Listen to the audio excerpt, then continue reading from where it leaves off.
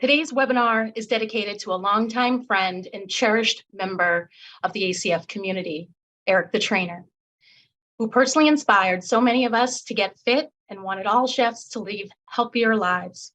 So before we begin today's presentation, let's please first pause for a moment of reflection in memory of Eric Fleischman.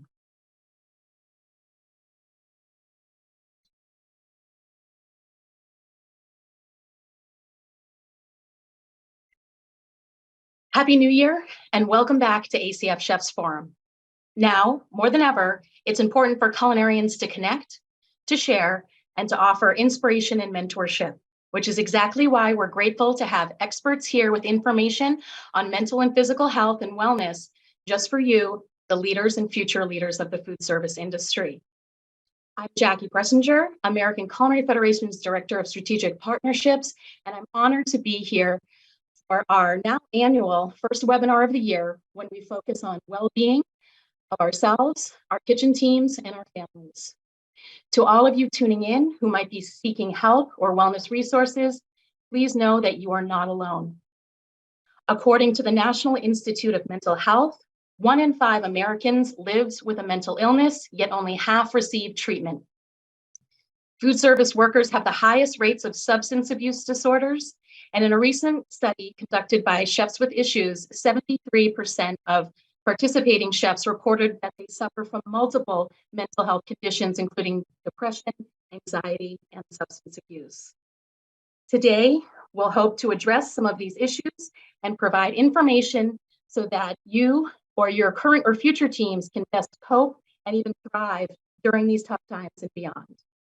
If you need immediate assistance during this webinar or anytime following this discussion, you can reach the Suicide and Crisis Lifeline by dialing or texting 988. We applaud you for taking the time to join us today, and we'll be taking questions for our featured chefs live during this webinar as we are able. Please use the chat function to collaborate with the other chefs and students tuning in, and the Q&A function to pose questions to today's guest speakers. As members of the food service industry, the ACF community is here for you. If you'd like, please let us know where you're tuning in from in the chat, or if you'd like to remain anonymous, we respect that choice as well. Today, we look forward to a candid discussion on our issues in the food service industry. Let's meet our panelists for today's ACF Chefs Forum. Chef Ryan is here from Wellbeing Food Project. Chef Lisa is here representing the ACF Work-Life Balance Task Force and is the running nutritionist. Erin Boyle is here from CHOW, Culinary Hospitality Outreach Wellness. And Chef Phillip is here representing Ben's Friends, and also we'll learn a little bit more about his run club as well. So to kick us off, it'd be great if you could each introduce yourself and share what has drawn you to speak and be an advocate on behalf of mental health in the food service industry. Lisa, would you like to kick us off? Sure. Hi, I'm Lisa Dorkman. I'm the running nutritionist. I was also the chairperson for the ACF Work-Life Balance Task Force. I got into the industry when I was 18 years old, so many decades ago. I was in the service and entertainment side, and a life-changing event at that time. I was hit head on by a drunk driver, completely rocked my world and turned it, just upside down. And during that recovery period, I had to pivot like so many did during COVID, but I had to pivot careers. And I just thought, I need to nourish myself. I need to get my head straight on because I'm just not feeling right. I put the two together and went back to school and became a nutritionist and mental health counselor. And then later went into the food side and went to culinary school and became a chef. Well, wonderful. We're so happy to have you here today. And Chef Ryan, same question to you. Hi, everybody. Thanks for tuning in. I have to say it's a very solemn occasion. And I guess on behalf of the ACF, to have a platform and to have some tools that support the people in our industry, it's nice to be a part of that conversation. I will tell you that I have been in the industry for almost 20 years, and I have tried to do my best in an area called culinary wellness. And so I've used food as medicine for a long time with various businesses that I've had. And what draws me in, and hopefully it gives you some perspective, is I have definitely managed depression and anxiety since probably 1997 or so. And as a very passionate, emotional chef, I do purpose-driven work. And in that work and in my career, I tried to do a lot of things on my own, including my first business that I started up. I raised a lot of money. I built out a big, beautiful place, and I tried like hell to hold it together for more than 10 years. And because I thought cooking was my identity, and that was the only value that I brought to the world because of some worthiness issues, I became the biggest hypocrite in the world that nobody knew. I sold health and wellness through food, but I wasn't practicing what I preached. And eventually the deck of cards collapsed, and it cost me my health. It cost me my business. And I think that the work that I do now with my company, the Wellbeing Food Project, is a way to use my perspective, and I help connect people through food. And specifically, this is what I hope you might be able to take away from today, is getting some perspective from my fellow chefs here as to how diverse the culinary industry can be and how you can show up and be of service within it. But also the idea that conversations design our lives, and we use food to connect people, each of you. And the two conversations that are most important are the conversations you have with the people around you and the conversation that you have with yourself. And we need perspective to make sure that we can show up in our best way possible. Thank you very much. Amazing. And Chef Phillip, same question to you. Hi, how are you? First of all, I'd like to express my gratitude to be present and part of this conversation as well. Myself, I'm a chef and restaurateur. I've been a chef for nearly 30 years. I'm based in Austin, Texas. I own multiple restaurants here. I had a pretty big crash and burn, life-changing moment about 8.5 years ago. And at that point, when I had gotten through, we'll talk about that, I'm sure, a little bit more, but when I'd gotten through that, had decided whether or not I could remain in the hospitality business and how I would do so, because I had lived in a culture, that high rate culture of restaurants for so many years. I wasn't sure if I could continue doing so. Through organizations, one of which I'm representing here today with Bench Friends, and things of the sort, other programs, I learned that I can remain in the restaurant business, that I can show people that it's possible to do so, that you can have a healthy culture in your restaurants, that you can have a work-life balance, and that you can put focus on mental, physical, and for some of us, spiritual health, while remaining active and successful and current in the restaurant business. And so I'm here to share that with people, show people my journey. And if it's relatable, open to conversations and discussions about that as well. Well, thank you. And we're grateful to have you here as well. And Erin, same question to you, please. Thanks. Yeah. And thanks, ACF, for having this discussion in general and having us all here. Appreciate it. I'm Erin Boyle. I am a graduate of the Culinary Institute of America and have worked as a chef all over the country since 94.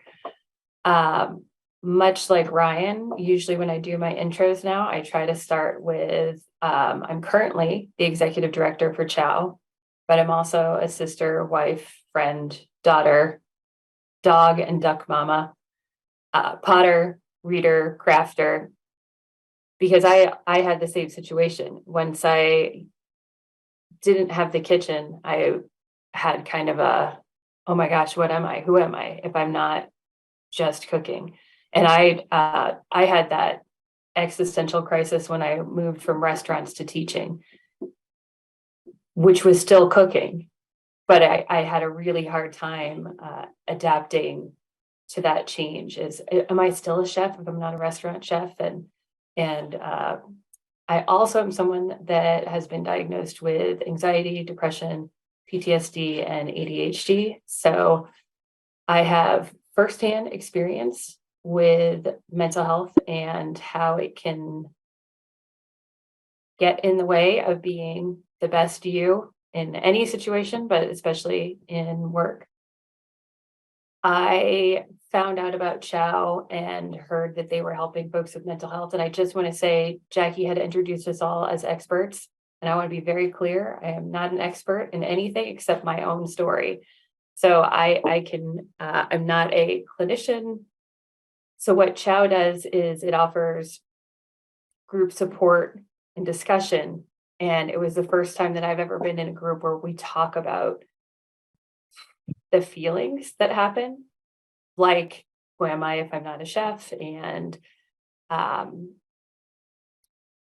do I get through the next day when I work with this jerk? Things like that. And I think I lost my train of thought. Sorry. So that's me. I'm Erin. Well, that's great. Well, Erin, while we have you on the screen too, would you let us know a little bit more about Chow? Sure. I think that's what I was thinking about your next question and already started bleeding over. So Chow Culinary Hospitality Outreach and Wellness is a group that was started by someone who has experience in 12-step programs. And he really liked that group discussion, group support model. What we offer now is 8 discussion groups each week. So just about, 3 or 4 days a week, you can get into a meeting. All are available virtually, so you can attend from anywhere you are. And just like I said, we talk about what's happening, but also how it's making us feel. So I've found it's a really great third space. So I've got my family and friends that I can talk to. I've got my coworkers, but I've found that Chow is this really great third place where I can talk about some of the stuff that I might not talk about with my coworkers or partner, but are taking up space inside me. So I have a place to just share that information. And sometimes that's enough. Doesn't make anything better or fix any of my problems, but it does help me feel like someone else knows what's going on. We also have a workplace wellness toolkit that we've just developed that hopefully anyone who's listening can help us continue to add to it. So we've heard from organizations what's going well. So talking about that workplace culture, and we've compiled all that list and have it on our website available to anyone who's interested in trying small little things to change the culture at their restaurant. And we want to be clear, we know this is really hard, so start small and build from there. We also have a recipe for wellness workbook for folks that aren't interested in attending a meeting, but want to figure out where they are. We start with the 8 ingredients for wellness, and we have you assess yourself on how you're doing at that moment, only against yourself. You're not comparing yourself to anyone else or Instagram. You're just, where am I right now? So you can figure out which areas in your life might need a little troubleshooting and which you might need to slow down on. I know I personally need to slow down in social after the holidays and work on my finances. We also have a mental health Amuse course. So as you know, Amuse is that first bite to let you know how the meal is going to be. The Amuse mental health course is just one bite into the world of mental health and substance use disorder. It lets people know what mental health is, what mental illness is, what substance use disorder is, and how you can support yourself or someone else that's struggling in those areas. We also get into some soft skills like conflict resolution, and I'm blanking right now, but as I've learned it now, the conflict resolution piece, I find super valuable. I think about all the jobs that maybe I wouldn't have walked off in a tiff and just left if I had had some constructive skills to know how to have those conversations. And then lastly, we're partnered with a few different groups to offer pro bono clinical therapy, as well as grant programs for folks who are struggling financially. Well, thank you for all the amazing work that you do. And I know that we had morning meetings at ACF National Convention this year as well.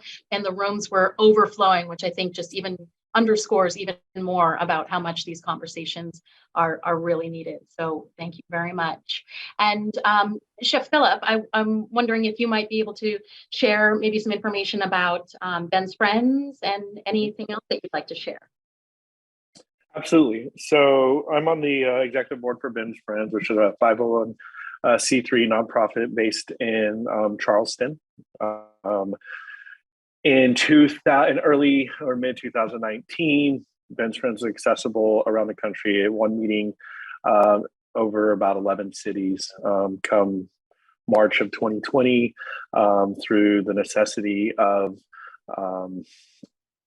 Zoom and other platforms such as that, we were able to connect and really have a growth in Ben's Friends, which Ben's Friends is a coalition of sober food and beverage professionals who network. It's not a program of recovery. It's a network of sober food and beverage professionals or sober curious food and beverage professionals to just get together and discuss how we do it, how we remain in the restaurant business, whatever part of hospitality you're in. It could be restaurant, it could be catering, it could be a bar or coffee shop, whatever it may be. But and we have people who are hospitality adjacent, or maybe have moved on from the hospitality, who still engage with the group, and we're open to anybody who has the interest to join us. But again, we kind of just share our stories, our journeys, how we do it, what resources we have available to us. But really, more than anything, it's a community. It's a community of hospitality professionals that meet now. I said that there were 11 available meetings just a few years ago. Now there's over 23 meetings that are all accessible online. And so multiple times a day, 7 days a week, you can connect with other food and beverage professionals to learn again, or to share what your journey is, learn some of the other stories that are out there around sobriety in the food and beverage space. Which, as someone who has been a hospitality professional for the last almost 30 years, it's really important to be able to build network and community around that. When I went through my lifestyle change, when I learned and through a lot of experiences that I was a better individual in a life of recovery and sobriety, it was really important to me to connect with people who had similar experiences that I had. And it wasn't always easy for me to find that. As restaurant professionals, or my experience as a restaurant professional, especially in the kitchen, is that I think that most people can't relate to what I go through. I have learned that is not true. However, that was something that was really important, like something I held on to for so long. Well, you don't know what it's like in the kitchen. The reality is we all have our things that we don't think people know what it's like. So the community was really important to me to be able to connect.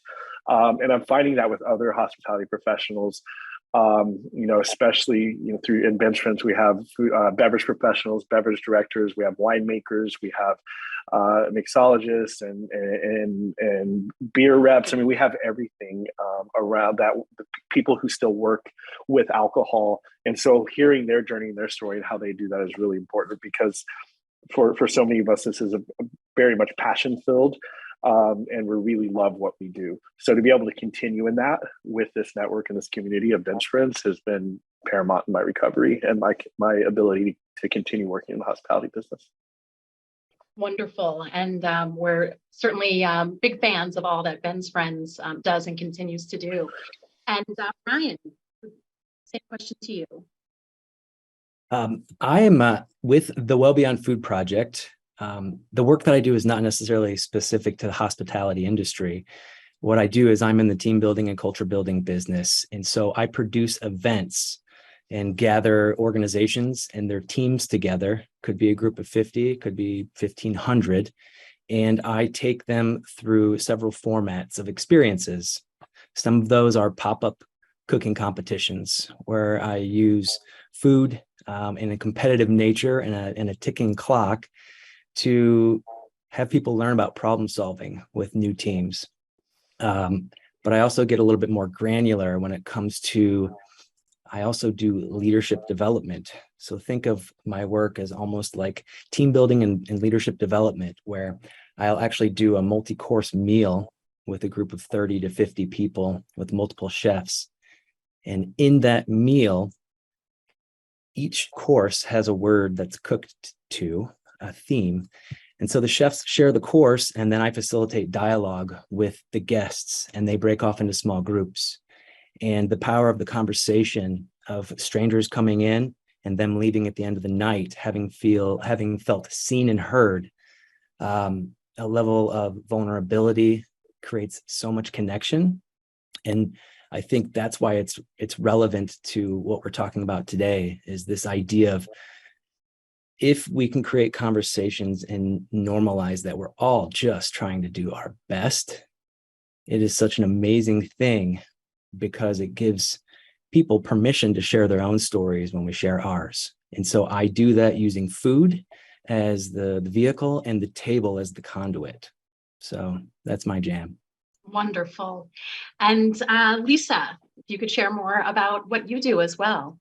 Yeah, thank you. Well, I've been in practice as a licensed mental health counselor and licensed nutritionist dietitian for decades, more than 3 decades now. And so I consult to industry, to the public, to the press, and I offer my services on a sliding scale to those in the industry, just because of all the challenges we face. Being a chef is like being an athlete. And as an athlete, as a former professional athlete, you have your highs and lows, and so do chefs.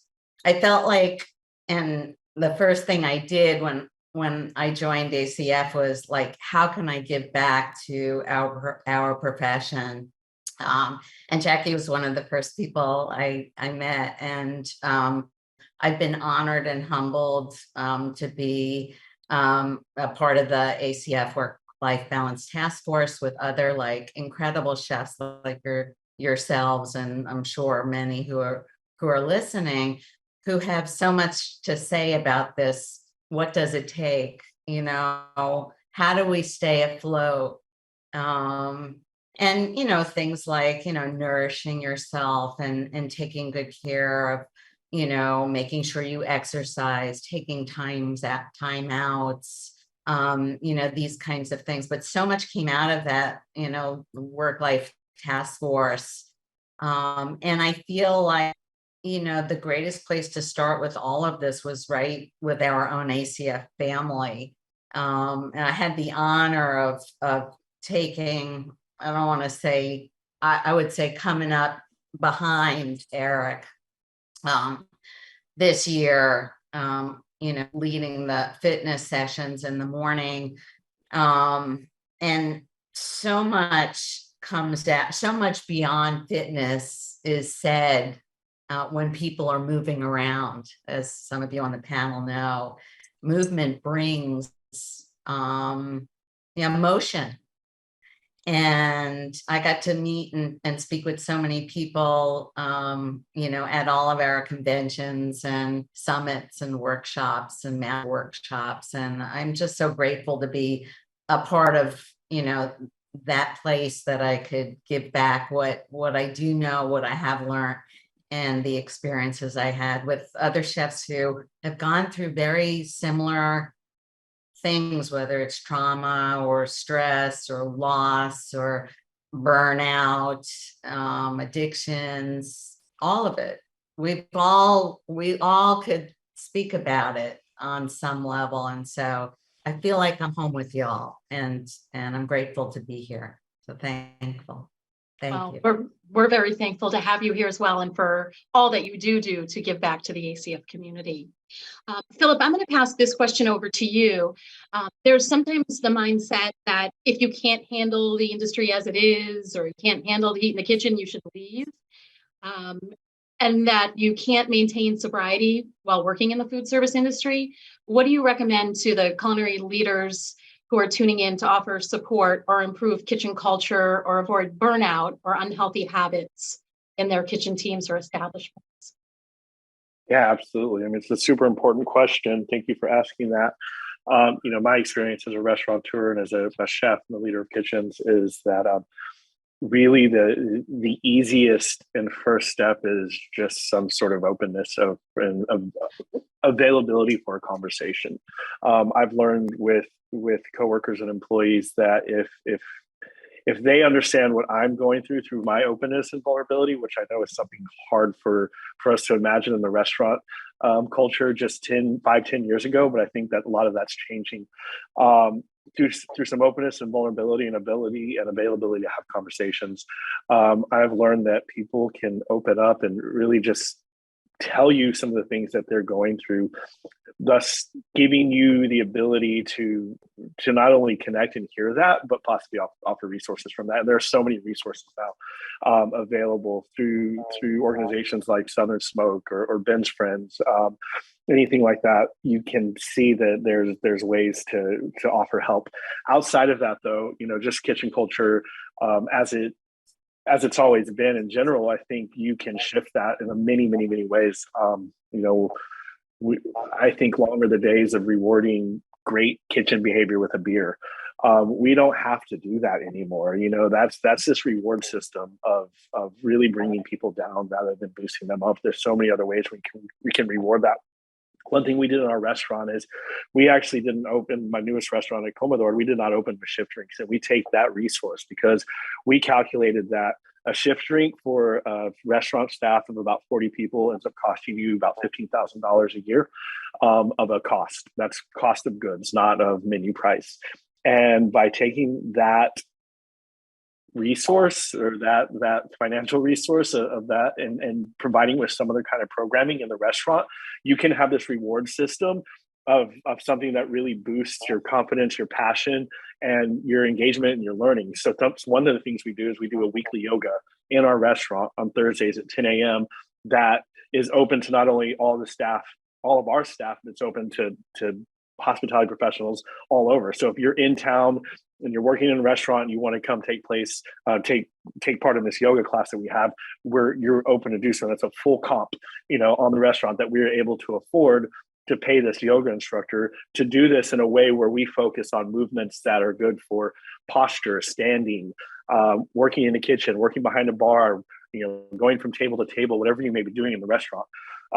And we take that and put that in mind. We've also, we do a monthly cookbook club where we purchase $500 worth of cookbooks a month, and then have a situation where we have not only our cooks, but anyone in our restaurant able to use those cookbooks to create a meal and then have the whole staff come in. And then we share that dish with the people who've come to take part in that. So, it's anything that may inspire you from a book. It's not necessarily doing a recipe right out of the book, but drawing some inspiration from that book. That's then allowed us to build our cookbook library. And now you can check out cookbooks in the restaurant anytime you like. So there's just really kind of getting creative with the programming around what the reward systems are, and not falling back to that culture of, we have to band together like pirates and work as hard as we can to get through this service, and then afterwards go out and just unload and let all those, all that stress out from the night and this coping with late nights and unhealthy decisions. Some of them revolved around alcohol, some of them revolved around drugs, some of them revolved around crappy food. I mean, we can do so much to, even with family meal, we've changed the way we do family meal. We don't buy the cheapest frozen foods that we can and throw them in the oven for us to eat. We create really thoughtful, healthy meals so that you can feel nourished going into service and have a little bit more sustainability, physical sustainability through that. We also began a run club, and the Commodore Run Club is something that we meet 3 times a week, and it's open to anyone in the restaurant business and beyond to come and just run anywhere from 1 to 3 miles for about 30 to 45 minutes, 3 days a week. And it gives you a chance to continue to build that camaraderie and that connection that I think we look for in restaurants. It's one of the things that has drawn many of us to work in restaurants and keeps us there. And you can build that camaraderie in a different way, maybe in the daylight, maybe over physical activity rather than the opposite. So those are some of the ways that we've programmed healthy cultures into our restaurants, where you can go to work and and take the heat and stay in the kitchen and then have a healthy outcome from it. Excellent. Great suggestions. And Erin, did you have anything that you'd like to add to Yeah, I actually first want to thank Phillip, because that's one of the questions that I get constantly is, if we get rid of shift drinks, how can we give back? So I think that you've given some really great tangible ideas for folks to go, okay, as a group, can we look at this and decide that the cookbook club and yoga is more meaningful, or whatever it is they decide to fill into those gaps for their team? I think that's awesome. And again, can I use that in my toolkit to throw that in to give people ideas? I just don't want people to feel like they have to reinvent the wheel when they're trying to do better for their team. Perfect. I also wanted to add, I know the conversation, that question was focused more on sobriety and substance use, but I think there's also conversations about, if you're not tough enough to work in the kitchen because you've got depression or anxiety, you shouldn't be there. And I can say, as someone who's got both, high functioning anxiety is extremely useful on the job, and you should want me there because I really try to do my best at all times. That said, the depression side of it makes it really challenging to do work on top of just trying to be a human being. That said, there are ways that we found that can be helpful. One of the things that we encourage folks to do is a daily check-in with their team. At Chow, we do it on a scale of rare to well done, rare being juicy, full of life, well done being I've been left on the grill too long, I can't take any more. But you don't need to get into details. Just go around the room, hear how folks are doing, just so you can check in with everyone and know that, if everybody's checking in as medium well and well done one day, you give each other grace instead of being like, man, that Ryan, he's a real jerk. He tried to screw over my station and he did this and that. You can go, oh, well, Ryan checked in as a well done today. I'm going to just assume he's doing his best. And that's a really small note. It takes no time, no money. Sorry, a little bit of time, very little time, no money to just check in on your team. And if you see somebody that's checking in at well done consistently, then you can have a conversation with them about, whatever the resources can we help you with, so that someone who might be struggling with depression doesn't know it can avoid a long-term depression, as opposed to, I've had depressional bouts that last anywhere from 3 weeks to a year and a half. So trying to catch it early is, and having that team around you, again, that camaraderie, going, hey, I noticed this, Phillip. I want to check in with you and see how you're doing. Great advice. Thank you. And while we're talking about checking in too, let me see, Ryan, I'm going to come over to you, since you talked about some of your work involving having some of these conversations. Do you have any advice as to how someone might start a conversation if they see a colleague or work with someone who they might see potentially having a problem? Yeah, I would say the strategy that I use is not making assumptions. So starting with a question rather than starting with labeling something, or maybe speaking out of turn. And, if it's a performance issue or something that's kind of been happening for a while, I would make sure that I'm in a safe environment that's airtight, so nobody's hearing our conversation. And I would just say, what do you need? And that general question provokes kind of an idea of, okay, Ryan knows something is wrong, but I'm not ready to say what it is. And then to the next, I can use more questions to get a little bit more curious. And so it's just this tactfulness of being really mindful to how delicate the situation may be and allowing them to ease into you. I don't know if Erin, in a scenario that you've worked in some of your kitchens, if you've had to have those conversations and if you've learned what not to do like I have, and certainly not projecting. And so owning the way that I feel and using that as common ground to establish a rapport that, I've been feeling this way, or I've felt this way, or I'm feeling it right now. And it's amazing what that olive branch does to have that person be seen. Thank you very much. Now, and we were all chatting just before the webinar went live, and a lot of it was around physical health and how that leads into mental well-being as well. So Lisa, I'm wondering what your advice is to someone who might be watching and say, I work in a kitchen all day long, all night long. I don't have time to exercise or concentrate on physical health.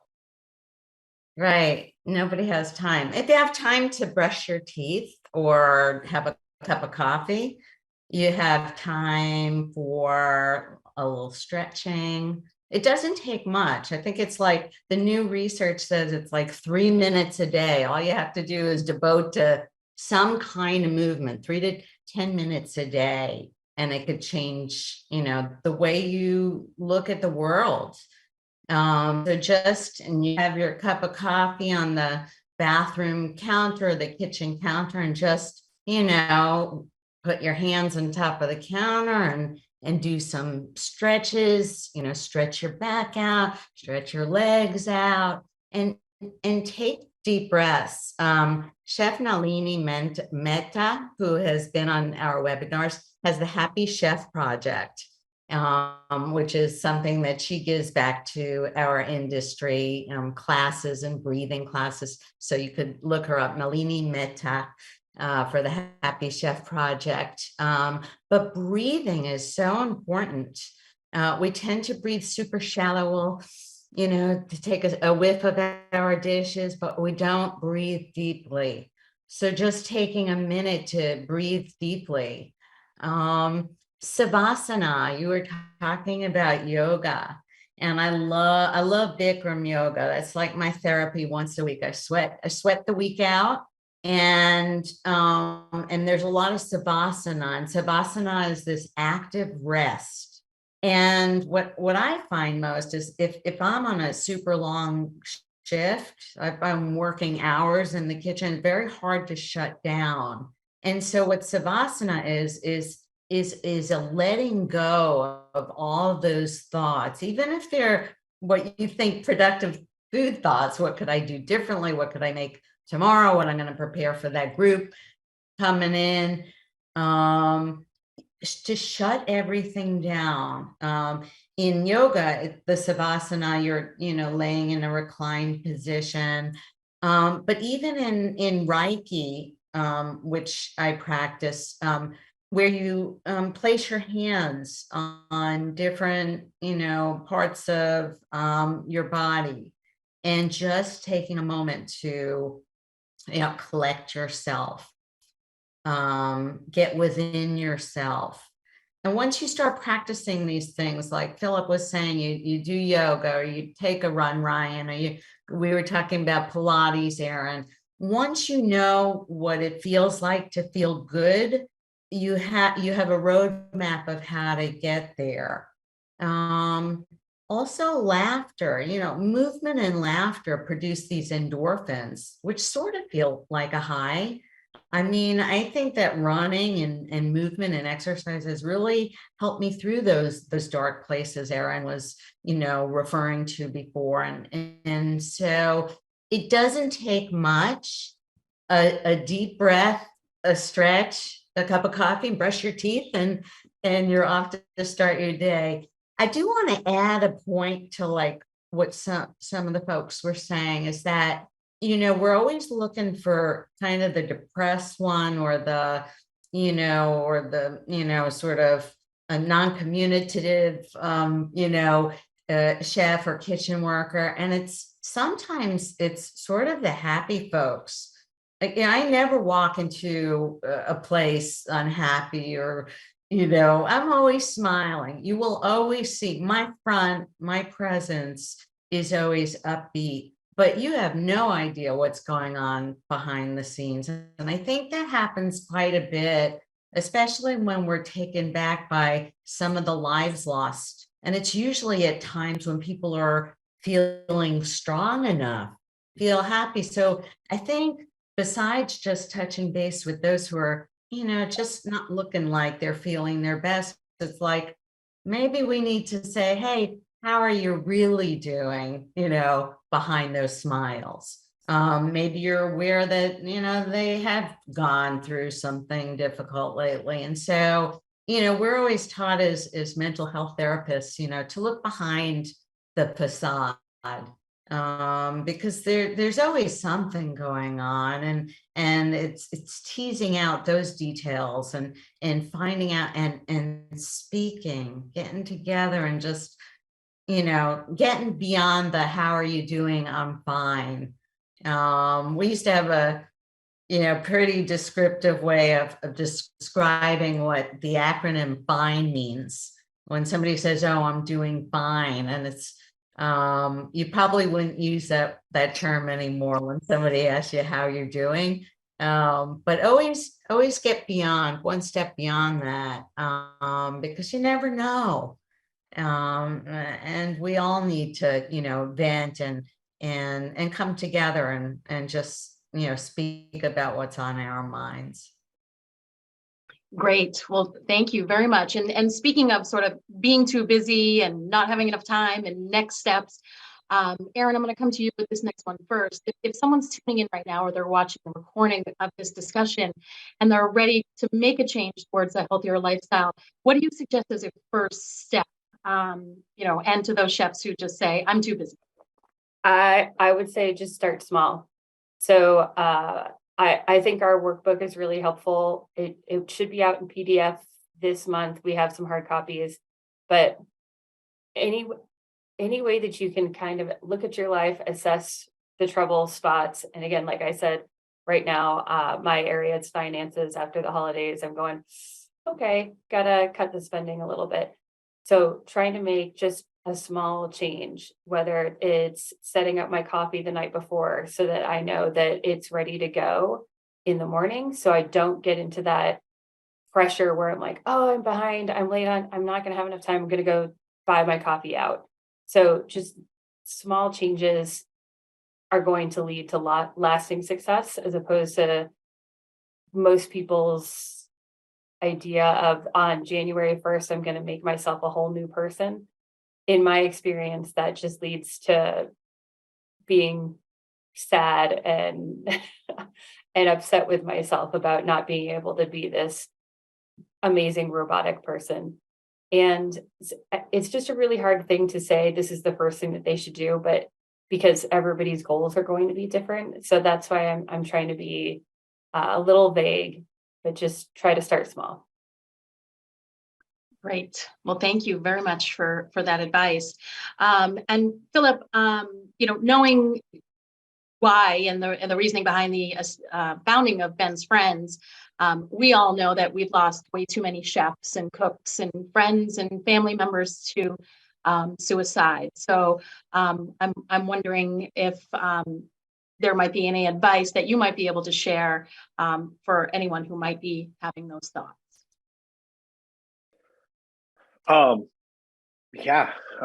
There's been a tremendous amount of loss, not only in our world of the hospitality world, but worldwide. When it comes to depression and not being able to speak out about that, again, it's the check-ins are so important. I completely agree with Lisa. It's not just the person in the corner who's with their head down and sad. Often it takes all different forms in your life and how you deal and cope with that and how you show up in the world.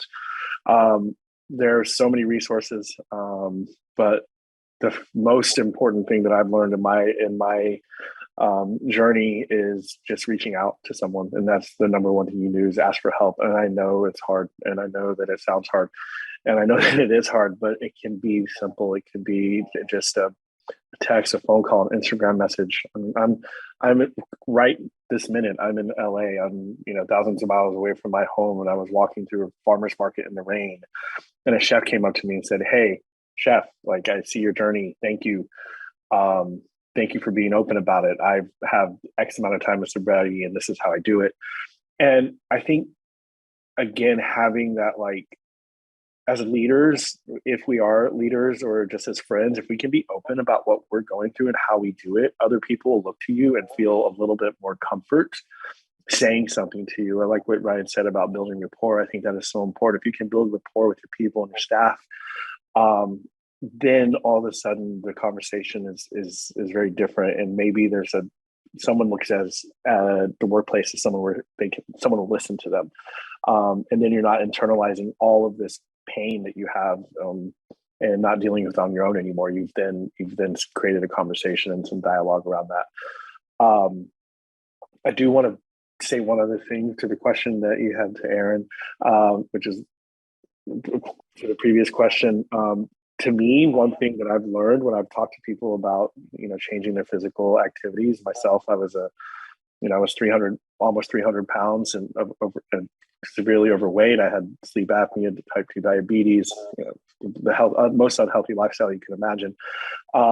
And one thing that I learned is if you look at movement as play rather than a chore, you're going to do it and you're going to find time for that. So connecting to something that you loved as a child or an adolescent, or even just a few years ago, maybe, but you've gotten away from, and understanding how you can reincorporate that into your life. Maybe it's skateboards, roller skates, it's climbing a tree, it's running around the block, maybe it's cartwheels, like hula hooping. I mean, anything, like looking at movement as play, which it is and can be, rather than saying, yeah, I'm going to wake up at 5 a.m. and go to the gym because that's the only time frame I have to do so because I am so busy, and saying, hey, can I take 5 minutes and play with my child, play with my partner, whatever it may be, then you may look at it a little bit differently. Because yeah, you're right. Like that January 1st resolute time where you put all these unrealistic expectations on yourself and then cannot live up to them.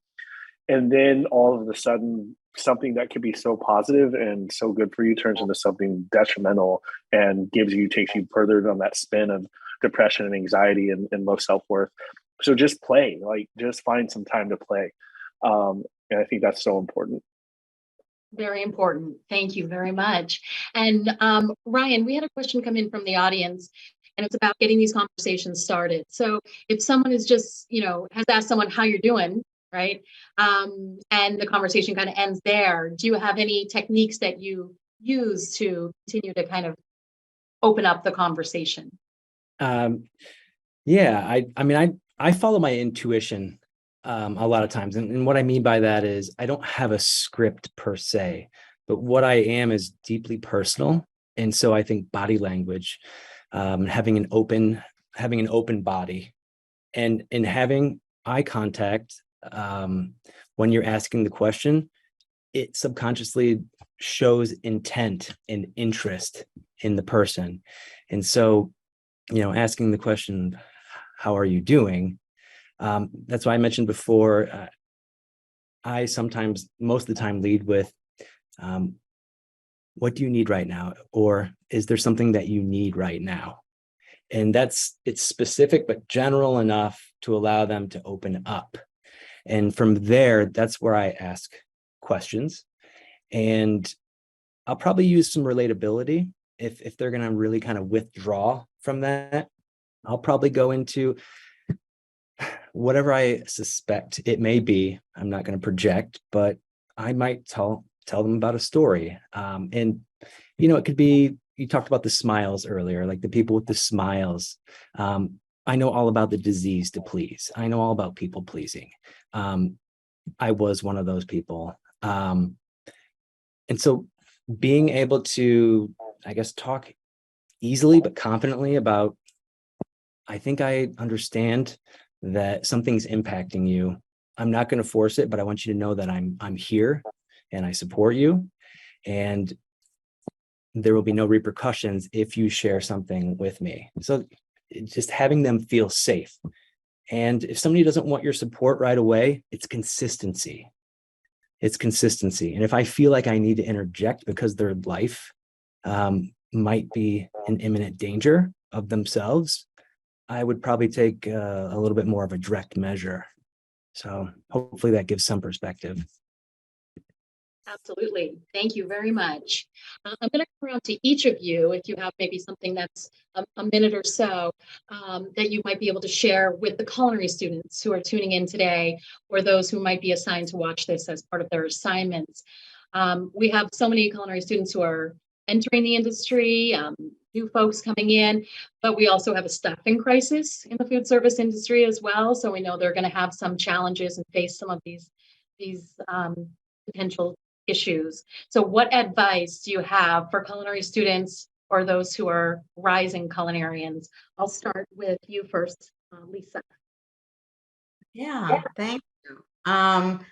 This generation is great. They're much more protective about their, time off and private time, and much more than we were back in the day. But I would say that, to prepare for this field, to understand that you're not, necessarily going to be on TV the minute you graduate school or write that best-selling cookbook, that all good things take time, like a delicious dish, so take time for yourself, build in those timeouts during the day, get into a pattern of healthy eating, surround yourself with healthy individuals, or don't forget where you came from, your home base, your friends outside of industry. It takes a village to stay healthy, and so don't lose any of those components, the ingredients to that recipe for you. Great, thank you very much. And Ryan, I'll come back to you with the same question if you have any advice for. I'm going to say find your tribe, find the food expression that connects to your heart right now, and make sure the environment feels good for you. And for as simple as that sounds, I think there is something to be said for chasing a glorified version of yourself. I was guilty of that,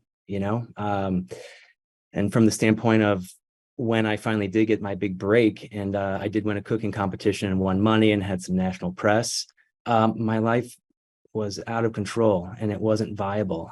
So I just find who you truly are through the food expression you want and the people around you that will support it, and find a mentor, and not necessarily somebody in that restaurant or in that food service operation.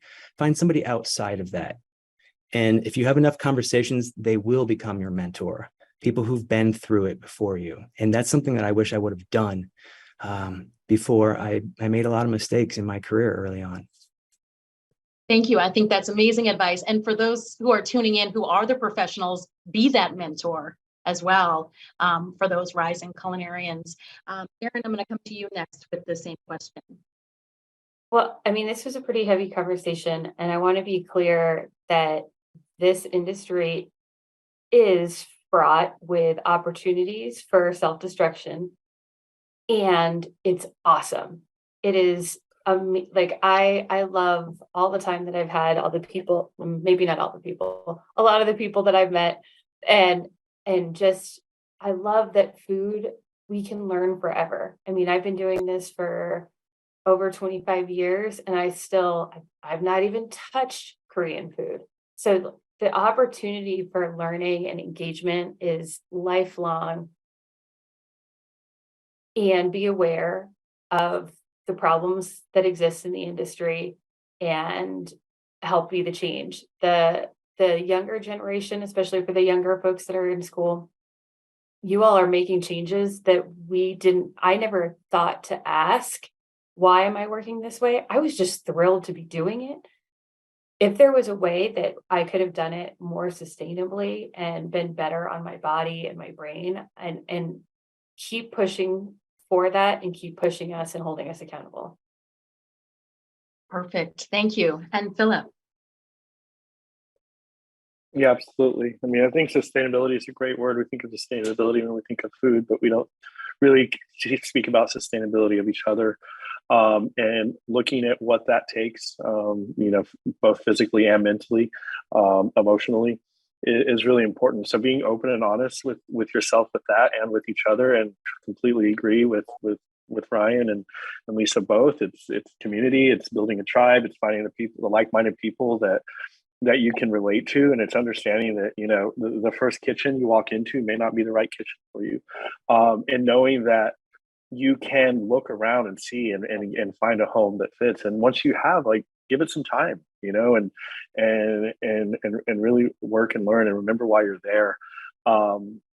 Success, no, it does not happen overnight, not for anyone, not true success. So, and kind of redefining what that success is, redefining what that success is. Success isn't always recognition. Success is often having some sort of balance in your life, and maybe, you know, maybe having something outside of that, going in the kitchen every morning to every night. However, I do recommend the hard work in that as well, as Lisa was saying. So there is a balance, and it can be done. That's why it was so important for me to stay connected to the restaurant business, to stay in restaurants and run kitchens that practice what I preach. And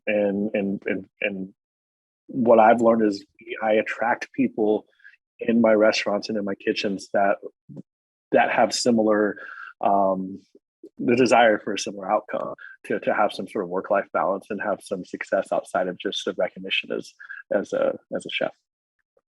Excellent advice. Thank you. And then I'm going to come around with one more time. And Phillip, I'm going to start with you since you're on my screen, but in maybe one sentence, do you have any final words or a tip or anything that you would like to leave the viewers with today? Yeah, absolutely. Do not be afraid to share how you feel with people. Reach out, ask for help, no matter what that is. If you need help on a station, ask for help. If you need help reading a ticket or learning how to brew laws, ask for help. If you need help because you're depressed or have anxiety over something, ask for help. If you feel like somebody is treating you unfairly, ask for help. Do not be scared to ask for help. That's the only way we're going to get through it. Great. Very, very, very important information. And thank you so much for being here. Ryan, I'm going to come to you if you have any last words or tip. I'm going to say practice makes permanent, and don't be afraid to fail, whether it's a broken hollandaise or a patron hears you cussing in the back. Learn from it and keep pushing forward. So practice makes permanent. Thank you very much. And Lisa, your final words today. Yeah, I love that. It reminds me of a dear friend who might even be on, in the audience, Chef Slissel, who says fail is the first attempt in learning. The acronym for fail. There is no failure. And there is no you're there. You kind of, you kind of find ways, and should find ways, to always make there just, don't get there. There's no reason to get there, because there'll always be another there, and it changes throughout your life. Be passionate about what you're doing, and find new ways to enjoy the field and the profession, because it's awesome, and the people in it are awesome, and get involved with ACF because it's a great organization. Thank you so much, and for all that you do for all of us in our community. And Erin, your final words or tip to share. Create the community that you want and be involved in that community. So I know for a very long time I didn't like the people around me, but I was choosing that. So if you're not happy with what's going on around you, who you're surrounding yourself with, make different choices. Find a healthy, happy, inclusive, kind community, and be a contributing member of that. Thank you very, very much. Well, this was a great discussion. We had way more questions, so I think it just underscores that the conversation must continue.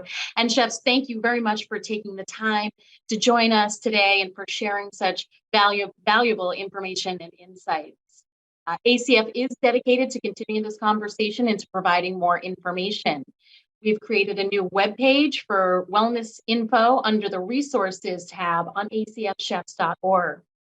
We will be continuing the conversation and providing much needed information and resources to our members and to all chefs and cooks who are seeking support. ACF members, let's continue this conversation on the Chef's Table. Log in on the ACF website. Please be on the lookout for the survey that you'll receive, which will include the recording to this session, and you will need to complete the survey in order to earn your 1 hour of CEH. We hope that you'll join us for some of our upcoming webinars on January 18th. We hope you'll join us to learn about today's veal industry. And on January 20th, we'll have a presentation on fermentation by Master Chef Tim Bucci.